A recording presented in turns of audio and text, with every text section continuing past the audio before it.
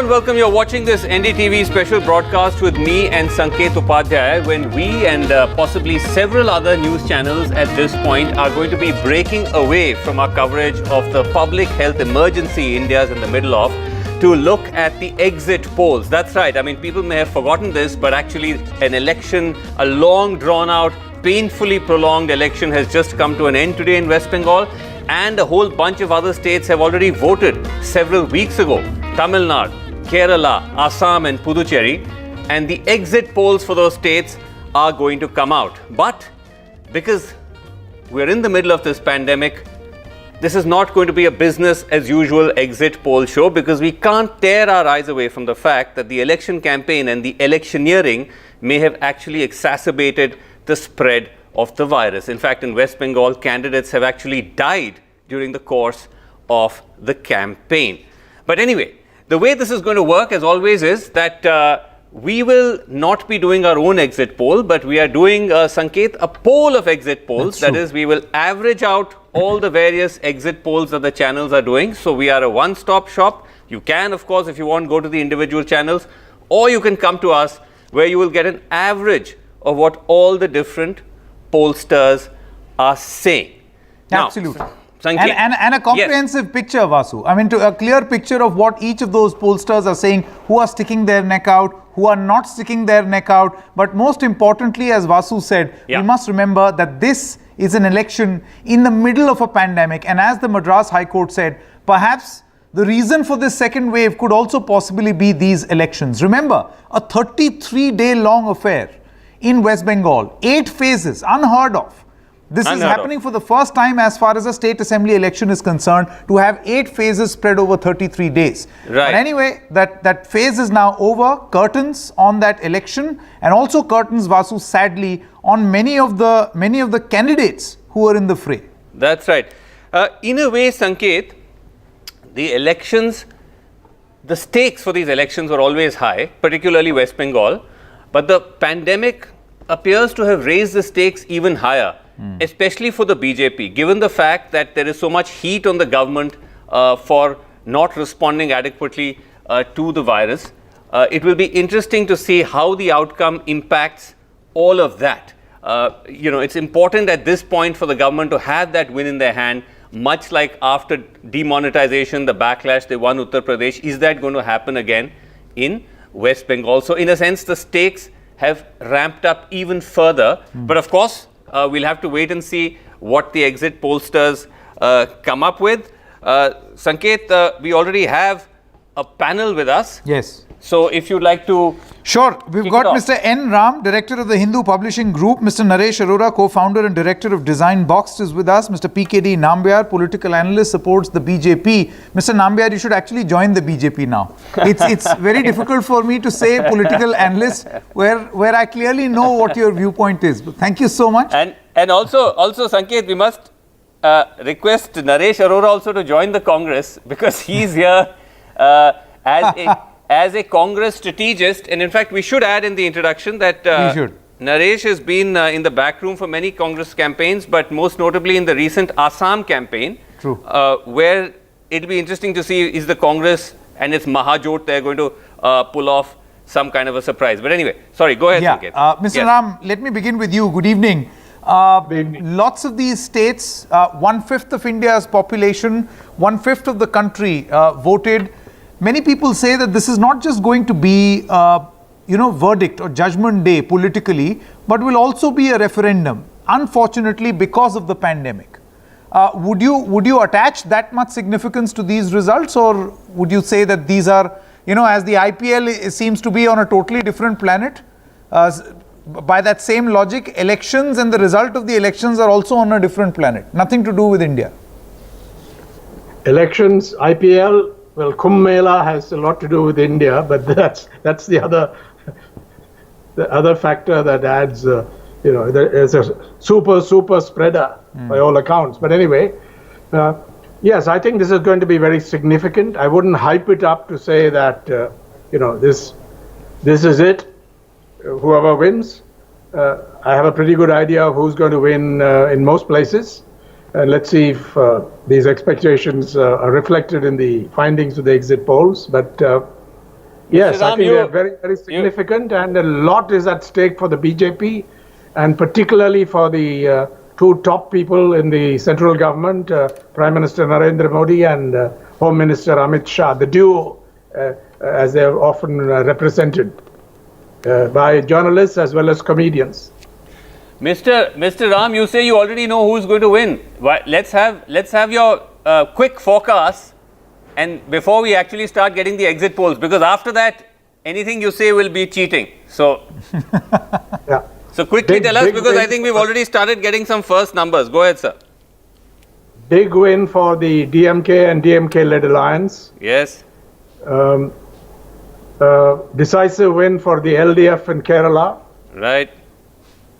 A very decisive win for TMC in West Bengal. Okay. Oh, I see. Assam too close to call. I see. All right. Okay. Why leave out Puducherry, Mr. Ram? Go ahead and... Puducherry may produce a hung assembly with Mr. Rangasami's group, the NDA in the lead, but short of a majority. I think this is pretty close to the opinion polls, Vasu. Most of the opinion polls were pretty much along these lines. All right. Okay, Sanket, we actually have started to get the first batch of exit poll numbers for Assam, and they are right now reflecting on our internal, page, and it'll hopefully pop up on screen. But essentially, the poll of exit polls in Assam, we have 3 polls in, is saying BJP plus 75, Congress plus, that is the BJP and its allies 75, Congress and its allies 50. So at the moment, that's not good news for the Mahajot. Yeah, at the moment it is saying that it is the NDA which is coming back to power in Assam with a reduced number, because of course, remember last time they got 86, this time it's down to 75. But it is the NDA, and I'll just quickly run through which are these polls. We have the India Today Axis My India poll, we have Republic TV CNX, and we have something called P Mark. I'm not quite sure what that is, but India Today Axis My India is saying, Sanket, BJP, that is NDA, 75 to 85, Congress 45 to 50. Yes, I think this is very significant, and those numbers are there on the screen right now. As you can see, most of the numbers, some numbers from West Bengal also now coming in. Let's talk about that also, because West Bengal is a crucial state. We'll put out those numbers in just a short moment. But West Bengal, I'll tell you, Sanket, West Bengal is already out. We have, I'm only now trying to refer to the more sort of well-known polls, because you have a lot of pollsters that are, coming in, perhaps not all of them well-known, but the poll of polls at the moment is saying that the TMC is 149. The TMC is 149, the BJP is 116. Yes, those numbers are now out, TMC as you can is see on the screen BJP right now of West Bengal, where the Republic TV poll gives a clear lead to the Trinamool Congress, nowhere close to, the Republic TV gives a lead to the BJP. It gives a lead to the BJP. Even the P-Mark poll, you can see it's, in fact, in most of these polls, Bengal seems to be too close to call, where it's neck and neck between the BJP and the Trinamool Congress. Yeah. I would say, Vasu, that they're not sticking their neck out, the pollsters. Yes, that's right. Well, I tell you, because I'm not quite sure. There are a couple of polling agencies here that are getting added to the average, Sanket, which we're not quite sure of. Something called ETG Research and something called PMark. Yes. But ABP News C Voter is calling it for the Trinamool. It's saying it's 152 to 164 for the Trinamool and 109 to 121 for the BJP. Republic TV CNX is keeping it very tight, but with the edge to the BJP. BJP 138 to 148 and TMC 128 to 138. So this is where we are with West Bengal. Okay, let's quickly get in Sagarika Assam at this moment. Sagarika, these initial trends, any comments? I mean, Mr. Ram did mention that West Bengal will go to the TMC, Kerala to the left, Tamil Nadu to the DMK, Assam too close to call, as we can see in these initial trends of the exit polls, and Puducherry being a hung assembly. Your assessment? Yes, I go along with Mr. Ram, except I disagree that Bengal is going to be a decisive win for the TMC. I was traveling there for close to 3 weeks, and I think it's going to be what we Bengalis call hadda haddi lorai. It's a really close dead heat. In any case, whatever happens, Sanket and Vasu, I think. I think if you look at the BJP in Bengal, the BJP in Bengal was 0 in 2011. Yeah. It was 3 seats in 2016. It's now a contender for power in Bengal. These are dramatic results. Whether the BJP wins or loses the election, correct. The fact that the BJP is in contention, it's the second party in Bengal. I think that is in itself very revealing. Yes. I think the C voter, as you said, is that the Yashwant Deshmukh? Yes, Mr. Deshmukh C voter. Yes. I think he's the one that is giving an edge to the TMC. Is that right? That's correct. Yes, that is correct. Whereas the other poll is giving an edge to the BJP. So I think it's evenly split. I would say Bengal is much more evenly divided, a much more fractured. A verdict, I think, is going to be Bengal. I think Assam is bad news for the Congress, actually, because if the Congress can't even win Assam and it's being swept out by the LDF in Kerala, then the Congress really is once again reinforcing its image as a party that can't win elections. Right. And I hate to say this. I know I'm always attacked on social media because of this, but questions have to be raised then about. Mr. Rahul Gandhi, don't worry about social media. Abilities. Okay, don't just a worry second. about social media. Just they can have their mind of their own. I know, but these things have to be said. On social media, but it can't win elections. All right, hold on a second, because we have another update. We're getting some numbers from Kerala, and at least 2 polls are in for Kerala, and that the poll of polls is giving it to the LDF, but with a closer margin this time. It's 76 to the LDF and 62 for the Congress. So the LDF has come down from 91 to 76, but they are still just about the halfway mark of 71. So, if this is true, then it could be Pinarayi Vijayan again. But let me just ask Kakoli Ghosh Dasitar that, Kakoli Ghosh, as Sagarika was saying, that regardless of the outcome, the fact that the BJP has managed to make itself such a significant contender in West Bengal, would you somewhere concede that was also because of a lot of anger against the Trinamool government, something that all of us who travelled in West Bengal would hear? First, let me tell you that we are having a sure win with more than 180 seats. And secondly, we've not felt the anger. It was the fake news factory of the Bharatiya Janata Party who churned out these information social media posts saying that there is anger, but there was no anger actually, and the amount of development that has come about in the last 10 years due to the Mamata Banerjee government effort to reach out to the people who were actually living in a lot of misery in the 35 years of left misrule. This will be appreciated by the people, and the vote has really been in favor of our party. No, Ms. Datina, can I ask you an honest question? What is your party's assessment of the BJP's performance? And my next question will follow. If a party's only agenda is division on religious grounds and on a lot of money being spent. Ms. Ghosh, I only want to know the TMC's internal assessment of how much is the. Will you or will you not admit that the BJP has performed less than 100? They will be less than 100. Even if you say that they will be less than 100, will you agree with Sagarika Ghosh? Even by your own admission, you say they'll be less than 100. Imagine from 0 to 3 to less than 100. Do you feel that they've been able to perhaps capture some sentiment or some mood in West Bengal which remained untapped?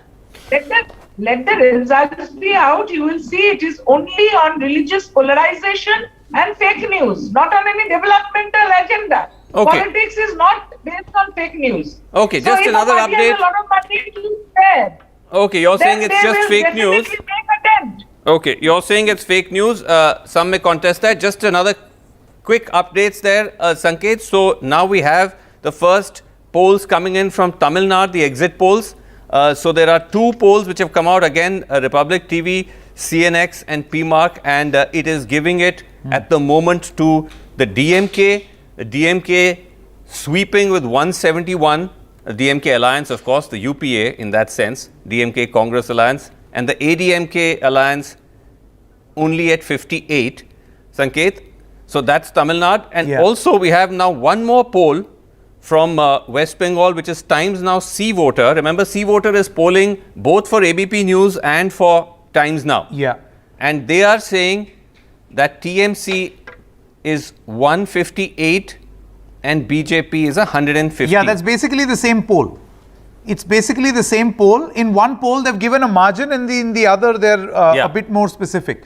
But which is something one can't quite understand how that works. How it is the same poll and gives slightly different numbers, but you know, that's the world of polling for you. Yeah, very quickly, Mr. Arora, that question that Sagarika asked, that even amid, you know, this so-called anti-incumbency or it's the party's own performance, the Congress was not able to deliver, if we believe these exit polls to be true, Mr. Arora, the Congress party has failed to deliver Kerala, which is now the home state of Rahul Gandhi. It has failed to click in West Bengal as part of your alliance and failed to work its magic in Assam.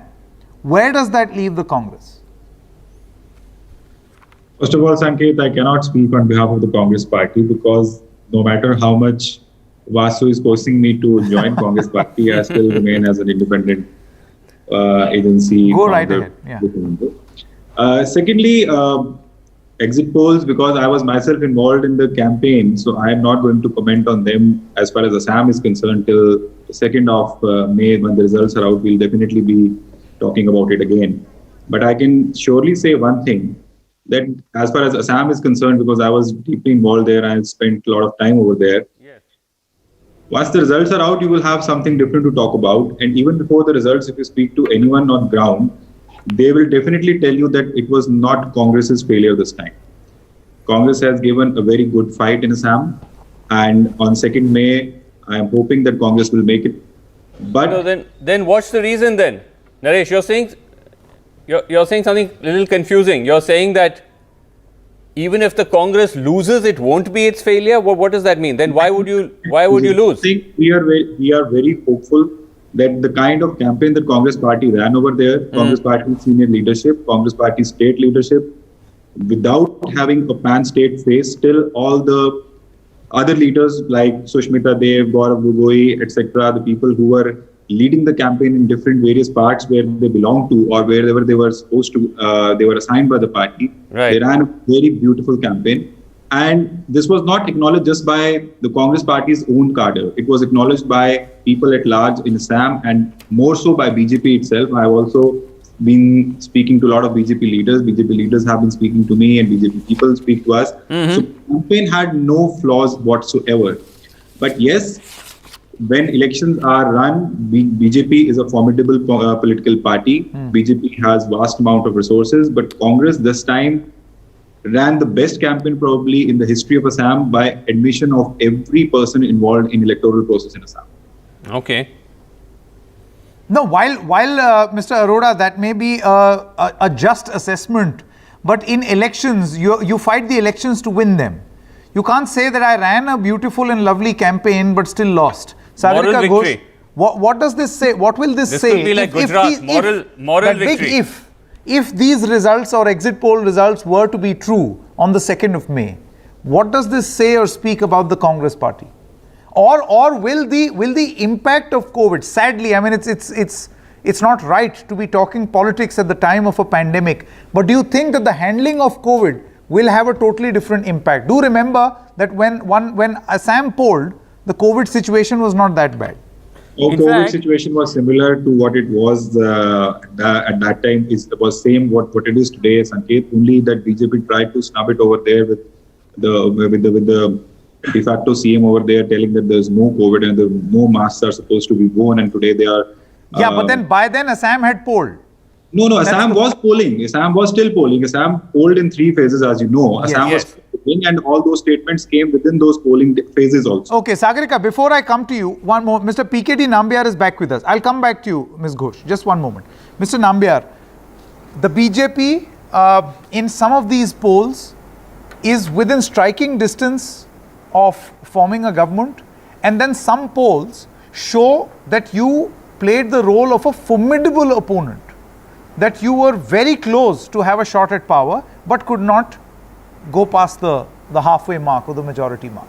Your assessment on these initial exit poll results? 175 plus seats is what BJP is going to win in West Bengal. Assam is going to be in. So it's going to be a huge victory for BJP as a political party. This election is going to be.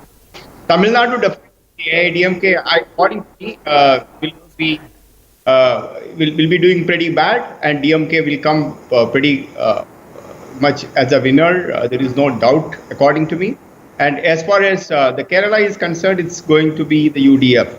So if Kerala, you are saying it will be UDF, not LDF. It will be UDF. Okay, interesting. It will be UDF. That a pro-BJP analyst is betting for the Congress. I'm not You're telling now you anything. speaking as someone from Kerala, is it? Okay. Let's just recap. Hold on. We need to. Remember, this is a show of a poll of exit polls. So we must recap what the numbers are telling us at the moment, and these at the moment are the different averages that are coming up. They're on the screen as well. The averages are suggesting it's the TMC, which has got an edge in West Bengal, 156 to the BJP's 121. It's still a remarkable performance by the BJP. It's a DMK landslide in Tamil Nadu, as many pollsters had predicted, 171 to the ADMK's 58. In Assam, it is still the BJP or the NDA at 76, the Congress at 49. Puducherry, the NRC, which is the rival Congress party, is at 18 and the Congress is at 12. And Kerala, it is still with the edge to the LDF. But the challenge here is going to be, Kakoli Ghosh Dastidar is with us. The challenge, Kakoli Ghosh, will be that not only do you need to win in this particular climate of this particular BJP, it's not enough just for Mamata Banerjee to win, but you have to win big. You need to have that buffer of 20, 30 extra seats. Otherwise, there could be another Madhya Pradesh-like situation. So is that a worry? Because you've already had a pretty sizable exodus from your ranks before the elections, and that's a threat that you might possibly face afterwards if the margin is tight. Yes, I agree with you that India is facing this challenge of horse trading introduced by the Bharatiya Janata Party, and we've seen it in, like you said, in Madhya Pradesh, we've seen it in Goa, we've seen it in Manipur. Now, I would like to tell you that according to our calculation, the Bharatiya Janata Party will not cross the 100 marks.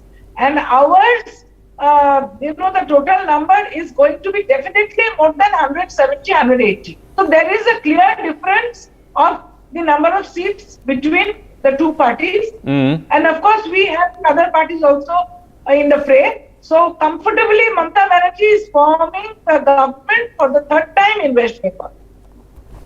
So you're not worried about Khela Hobe? There could be a Khela Hobe after the results. There may have been Khela one before. Hobe, There will be one our Khela Hobe slogan- after. Khela Hobe is our slogan, and it means that yes, we are in the field and we have performed well. But this Khela Hobe is not the slogan of Bharatiya Janata Party, who were trying to buy votes, misleading people by fake news. So they have no teeth within the masses, and they are not going to be able to break the force that comes back after winning the election to Right. form the government. Okay, let's just go to N. Ram for a second, Sanket, because Mr. Ram, to this point of the kind of national implication of this election, stakes already high, but now with the pandemic, the fact that it's crucial for the BJP to pull off particularly a victory in West Bengal. Though the elections themselves may not have been a referendum on the handling of the pandemic, because it was in the final phases of the election when the pandemic really started to spark. But symbolically, politically, how crucial would it be for them now to win West Bengal? And what are the implications if they don't? I think it'll be a very big blow, Vasu, if they do not win West Bengal. Of course, everybody knows they've raised their game and they put everything into it. The RSS has been very active, and no doubting that. But if they fail to win, and despite all the state machinery, the Indian state machinery bearing down on TMC in West Bengal, if Chief Minister Mamata Banerjee and a party bring this off, that'll be a big blow to the BJP. But don't forget Tamil Nadu, major state, where they put a lot into it. The polls have shown that the AIADMK would have done better not to go with the BJP, not going with the BJP. All the opinion poll findings suggested that, brought that out. So it'll be, after West Bengal, it'll be a very big blow.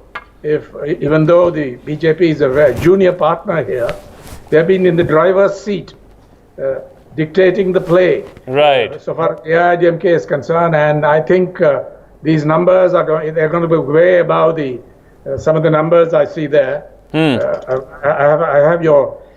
have the channel on there diagonally across. I'm watching it from here. Yes. And because I can't see it on this Skype. Right. Yes, I think it'll be a very big win for the DMK and the DMK alliance. And Vasu, the buffer you spoke about is guaranteed in Tamil Nadu. DMK is not a party that tends to lose to defections, but the buffer is there, and be a huge buffer for the DMK as well as the allies. Mr. Ram, that has pretty much been the Tamil Nadu story, no? That's pretty much been the Tamil Nadu story. It's always a swing, one way or the other, like massive swing. Well, Jayalalitha defied that last time. She defied that. Agreed. That was a big. But Sanket, I think we have with us Apsara Reddy also. Yes, and Mr. Saravanan, of the AIADMK. Of the DMK. Yeah. And Saravanan. Yeah. So Apsara Reddy, to the point Enram was making, and this again gives you a sense of how fragmented the country is. That in a place like West Bengal, the Modi brand has huge traction. The BJP has huge traction. But in Tamil Nadu, if you were to believe the results of these exit polls, is that a regret that you have, that you tied up with the BJP? That could have actually been a factor that weighed you down? Not at all. If I believe the exit polls, as you rightly said, I don't think the exit polls have ever got Tamil Nadu right. Even in 2016, all the exit polls but one got Tamil Nadu wrong. I feel this time BJP and AIADMK are on a very strong wicket, because BJP has done a lot of good work in terms of infrastructure, in terms of a lot of aid to the state.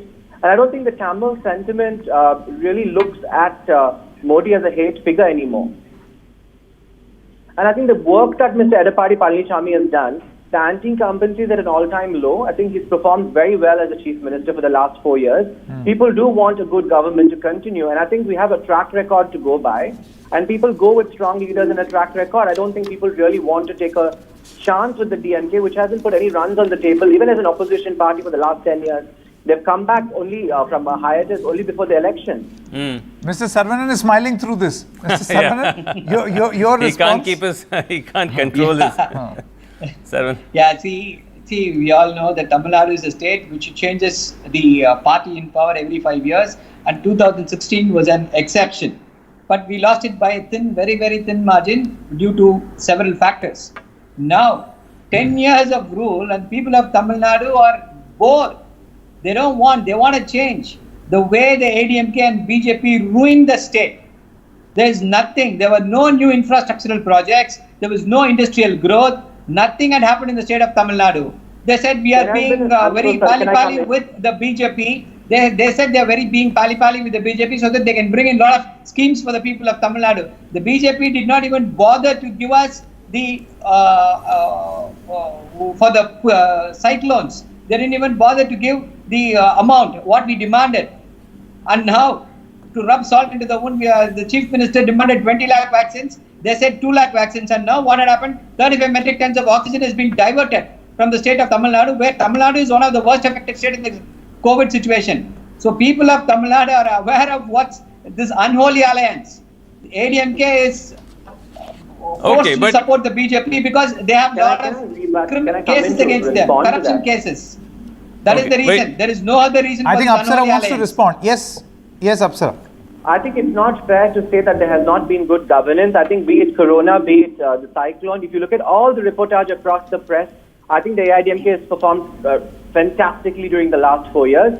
Even during industrial development, whether it's bike taxis of Ola or whether it's Amazon manufacturing unit or Pegatron, which is an iPhone manufacturer, we've gotten investment. And during the Corona year, we've got a plus 2% GDP, which has performed much better than the national average. So DMK cannot talk about corruption. DMK is the party and the government which has been dissolved for corruption by the Sarkaria Commission. Okay. Just a second. I have to say... No. Sharvanan, just a second. Sharvanan, hold on. Put wrong facts. Hold on. You can rebut in a second. Facing a corruption charge. Okay, you can rebut in a second, but I have to say, having gone there, that I think it's fair to say that there wasn't this kind of widespread anger against the EPS government, and to his credit, EPS did manage to hold the entire ship together, because Sanket, if you remember, there was this constant speculation that the government might collapse at any time. Correct. Right? There was so much factionalism. But somehow EPS and OPS buried the hatchet, and he did steer the ship through some pretty stormy waters. As Apsara mentioned, there were multiple cyclones, there was the pandemic, there was a crippling drought in 2017.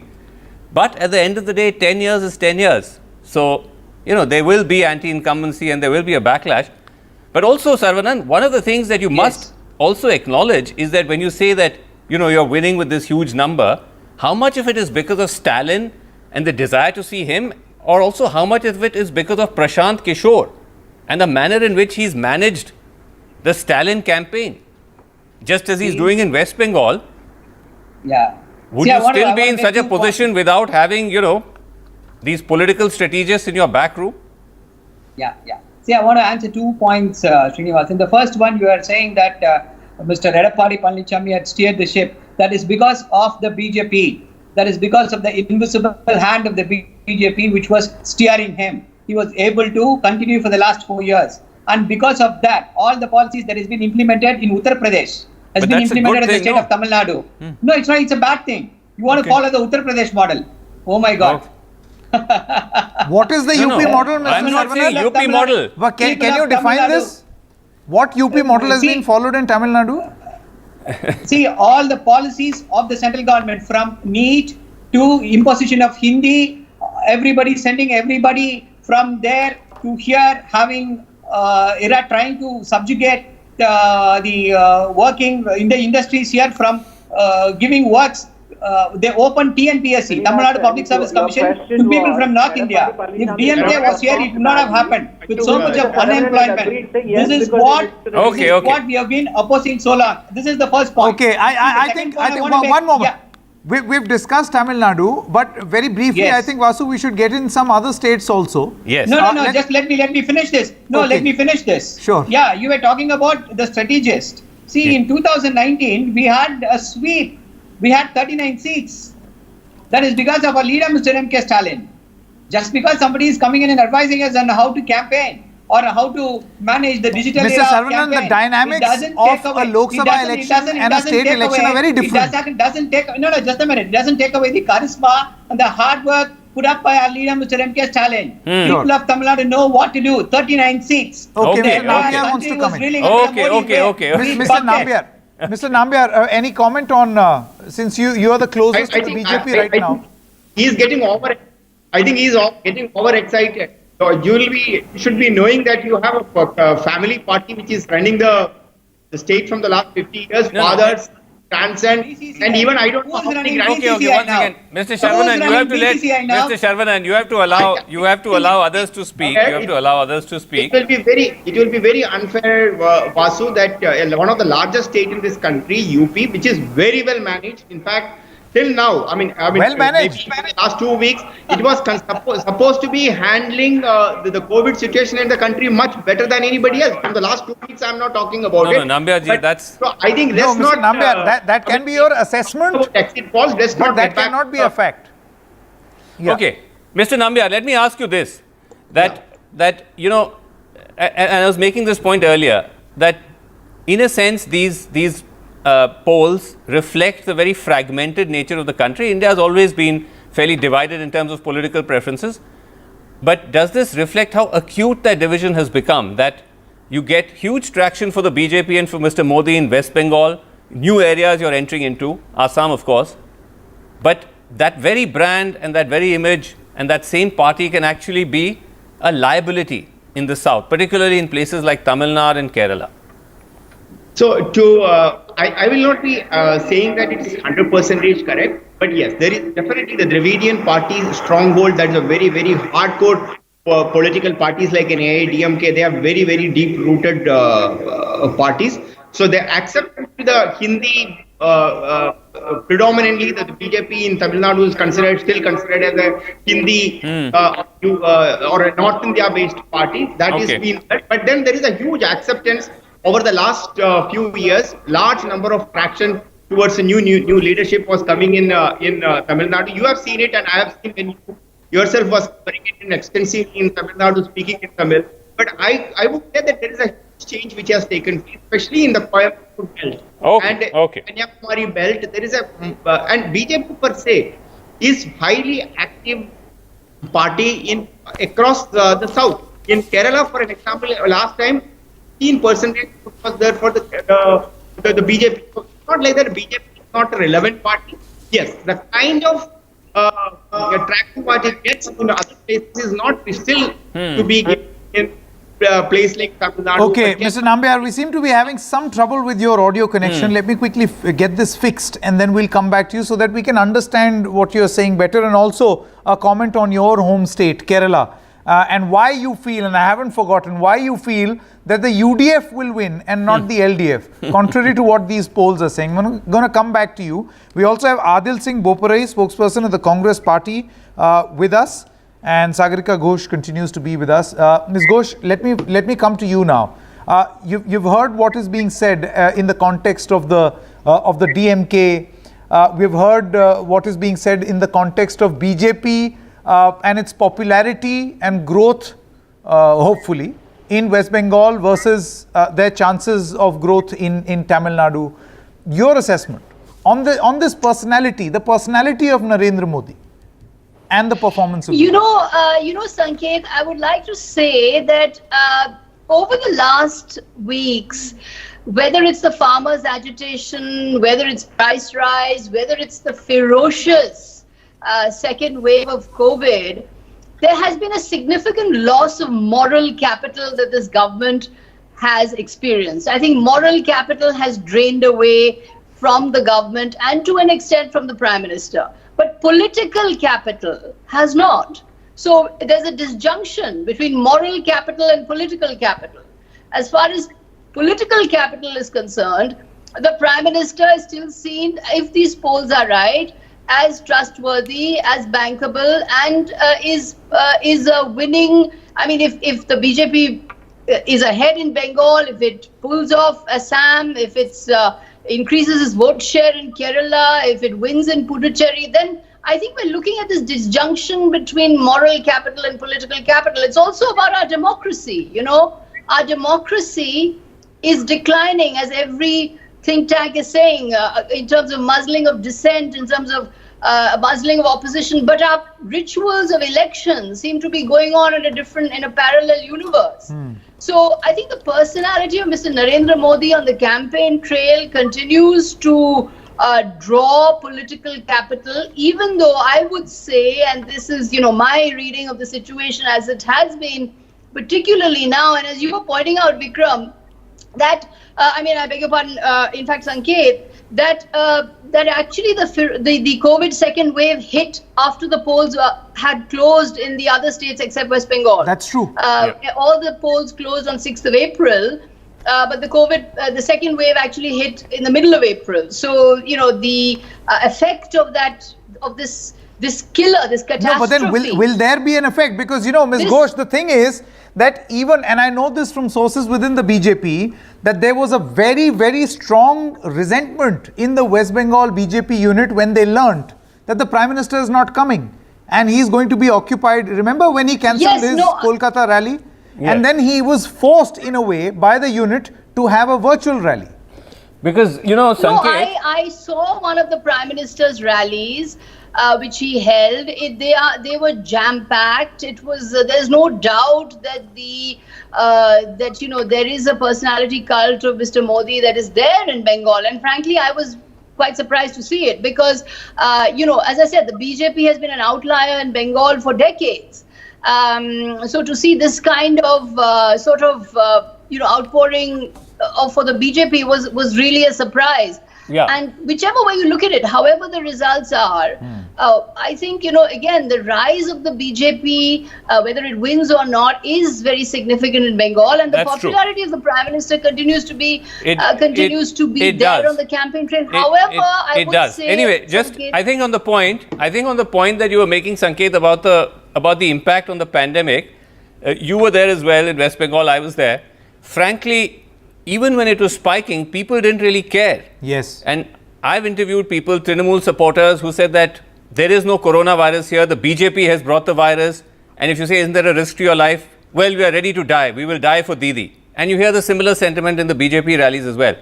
So I don't think it was really about so much the Prime Minister curtailing his campaign because of the impact it was having in West Bengal, but because of the optics it was sending everywhere else. Very true. Especially after that last rally where he said, I can see thousands of people before me when the virus was going through the roof. But then he was forced by his unit, and this is also a fact, that on the ground, had he not campaigned, it would have been, there was a huge pressure on the Prime Minister's office to at least have some sort of a virtual campaign. So there was in that sense, happened. Sagrika, just a second. So in that sense, there was a disconnect between the way that the West Bengal voter was viewing the campaign and the pandemic and the way that it was being viewed. Let's put that to Adil Bopare. Yes. Adil, do you feel the handling of the COVID virus, and again, it has to be mentioned over here that most of the states polled and finished polling on the 6th of April when the cases had just started to spike. It's only Bengal where you see the spike happening and the polling process also happening. Do you think that this will have an impact on polling? Well, Sanketji, firstly, I must compliment your channel vis-a-vis all other media channels in coming to the aid of all those who are needy in the middle of this crisis. I think this is a national emergency, and NDTV certainly has played a very pivotal role in coming to the rescue of people when there has been a governance collapse. Having said this, and I must put this out, I'm coming from a cremation ground. It doesn't matter who wins. It doesn't matter what the exit polls indicate today, because India is losing. India is losing this battle, this war against COVID. And we're not in this kind of politics. For the Congress party, politics is a medium to help people, to empower people. We don't do politics over dead bodies like the Bharatiya Janata Party. So regardless of what the outcome is, the BJP's politics is ruining India's very core. Today there is a shortage of oxygen. Today there is a shortage of antiviral drugs. Today people are gasping for oxygen, they're losing their lives. And the Bharatiya Janata Party is still concerned and bothered about elections. Adil, just hold on a second. I mean, if that is your argument that the BJP is ruining India, the fact is that the BJP is in a position to do good or harm or whatever it is because they keep winning elections. And the Congress party doesn't. Well, I mean, either you're not in the game at all, like in West Bengal, you're barely in the game, or like in Assam, again, you might fall short. Kerala, you might again fall short. So, well, Srinivasanji, as far as Assam, Kerala, Tamil Nadu and Puducherry is concerned, I think we're firmly in the saddle and we're poised to form the government in these states. Certainly, West Bengal is a difficult election, there's no doubt about that. But as far as Assam is concerned, the ambivalence of the Bharatiya Janata Party's politics over CEA, the incompetency of the Chief Minister, all this is not showing in the exit polls. But let me assure you, and there was a gentleman who was there, I'm forgetting his name, who was there in Assam, who was there in Guwahati, covering the elections very closely. They will tell you that there is unprecedented anger against Sonowal and the Bharatiya Janata Party's hypocritical politics. Similarly, in Tamil Nadu, the AIADMK is virtually the B team of the Bharatiya Janata Party. Okay, and they've been imposing their ideology. So there will be again a backlash, and the DMK Congress alliance will come to power. And I disagree. Okay, the exits are not showing that. You can dispute the exits. The exits are, they're certainly showing DMK sweep in Tamil Nadu, but they're showing the BJP still ahead in Assam. Interestingly, also just coming back to the exits for a second, Sanket, that at the moment, we do not seem to have yet the India Today Axis polls for Tamil Nadu and for West Bengal. So they're still holding back on that. Yeah, it'll be their showstopper. Yes, so waiting for Pradeep Gupta and team are holding back on that. Absolutely, they're holding back. They have withholding given the a results. They But have Vasu, given you know, one question that I wanted to ask They've given a number Mr. for Boparai. Kerala and they've given a number for Assam, but they have not at the moment done it for So for two big West states, Bengal, they've but held back their numbers. Just a second. Yeah. Interesting though, I just want to say that look at the numbers that they've given for the LDF in Kerala. This is India Today Axis. They're saying it's 104 to 120 for the LDF and Which only is massive. 20 to 36 for the UDF. So that is almost an improvement over last time. Yeah. That's a huge, that's a sweep for Pinarayi Vijayan. But Correct. anyway, these are Yeah, you know, Sorry, go ahead, Vasu, the Sanket. one point that I wanted to ask Mr. Boparai. See, the thing is that even in Bihar, the Congress party was accused of not having a good strike rate. See, the RJD performed well on the seats that they got, whereas the Congress party bargained for 70 and did not perform as well. This time around in Tamil Nadu, the Congress party, I think, is contesting on 25. Most of your alliance partners often complain that the Congress has a very poor strike rate and that pulls us or weighs us down. Do you see that as a cause of worry even in these elections, in the context of Assam also? Bihar was a different kettle of fish. You must not forget that Mr. Owaisi did mar the Congress party's fortunes in the Seemanchal area by playing the B team, and it was advantage JDU and the Bharatiya Janata Party. So in that kind of a situation where you have a forefront, four elements entering the fray, certainly the advantage would have gone to the BJP and their alliance partner. This is not the case in Tamil Nadu, and this is neither going to be the case in Assam, where there is a direct competition. I am talking about strike rate, Mr. Boparai, because these dynamics will be at play for every political party. No? Well, if you extrapolate Bihar as an example, I don't see that repeating. Like I said, Mr. Owaisi was a factor here. That factor is not here in Tamil Nadu nor in Assam. Okay, so let's just... Bihar, like I said, was a different situation. Order. Let's just get Mr. Ram back in, and Ram is still with us. And Ram, we were talking earlier about what these elections mean about the fact that Mr. Modi remains a popular leader, perhaps not in some parts of the country, but certainly in others. It's still enough to be a powerful mobilizing force for the BJP, despite upheavals like the pandemic and so on. I wanted to get your take on what also these elections will say about Hindutva and the kind of aggressive Hindutva that we've seen the BJP now instrumentalizing in election after election. Modi 1.0 was a mix of welfarism and Hindutva. This is now Modi 2.0, much more about just outright, mobilization on those grounds. How do you see that? Because they did try it in Tamil Nadu. There was the Vetrivel Yatra in Tamil Nadu. There was an attempt to stir the Love Jihad pot in Kerala. And of course, in Bengal, it's an out-and-out Hindutva-centric campaign. But different responses in different parts of the country. Yeah, before I address that, I just want, the role of NDTV in this second wave was lauded. I want to add my praise to that. In fact, I was riveted by some of your coverage. And when, at the height of desperation, there were hospitals and doctors were calling you, saying we have oxygen for 3 hours, 5 hours, 8 hours. That was when you saw what a powerful news television channel could do. Not that you're angling for this, but I wanted to place this on record. Keep it up. This is the only channel I watch, the only Indian channel I watch. Occasionally the BBC, etc. Because I think I owe it to all our listeners to say this because it was already mentioned. Now, on Hindutva, I think there are limits to Hindutva. I really believe that. Hindutva has peaked.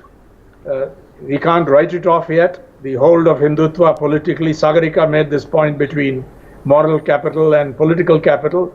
Hindutva still commands a lot of political capital because as the experience of many countries has shown over history and modern history, majoritarianism can be used to mobilize people for electoral victories of a huge, huge shows of force or strength. But I think there are limits to Hindutva, and the majority of the Hindus I'm totally opposed to Hindutva. Let me place it on the table. Hindutva is a toxic ideology. Hindutva is anti-constitutional. Hindutva goes against the preamble of the Indian Constitution. And it shouldn't have been allowed to get this far at all, except for the collusion or ineptness of many institutions. Sanket, I want having said that, I would say Hindutva is still strong, but it has its limits. We don't know quite when it'll start to go down. Okay. But I hope that it has started. Okay. All right. I think we have. Is Mr. Nambiar still with us, or? Yeah. Yes. You wanted to respond to that on Hindutva. One is that I think, with all due respect to Mr. Ram, that I think the lecture what you give just for the few minutes about your Hindutva hatred towards the Hindutva, and how about in the same breath, why don't you even also give your opinion about what is the minority appeasement in the last 70 years this country had seen all across, including the West Bengal election quite recently? Why don't you just throw some light on that particular stuff as well, sir? You have a major issue with the Hindutva ideology, and you very, very openly saying that the word Hindutva frightens you. Why don't you also just tell us what is the kind of minority appeasement politics which has been taking place across the country? In Kerala, when Muslim League, the only one party which has got a name attached to it with a religion, is aligned with UDF, you don't have any problem. You have no problem when Mamata Banerjee is having collided with the communal forces and doing only a minority politics. You don't have any issue. Mr. Nambiar. Okay. Let's get a quick. Mr. Ram. Let's get a quick, very quick. Okay, Mr. Nambiar, just a second. Let's get a quick response because we have to now start wrapping up. We have very little time on the show left. I condemn communalism and religious fundamentalism, whether it is done in the name of the majority or the minority. I strongly condemn. Okay. Muslim, Islamist extremism. All right, He has responded now. If you could just quickly, because Sanket, I think we have very few moments left on the show. The fact is that whoever is coming to power in these states is going to have a huge challenge of fighting the virus, regardless of political ideology. And let's just get quick comments on that, I think, from everybody. Kakuli Ghosh Dastidar, you're with us.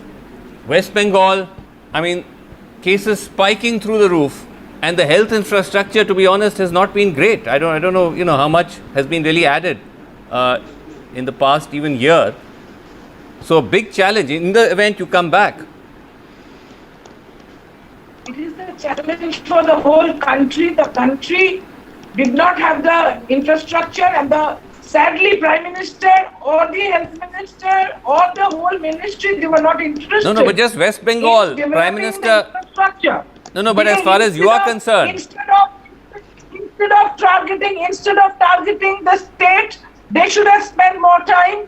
They should not have boarded the election commission to have this in 8 phases. But before that, before answering your question, I want to strongly condemn the gentleman's opinion when he just spoke that Mamata Banerjee, she lines up and sides with communal forces. She doesn't.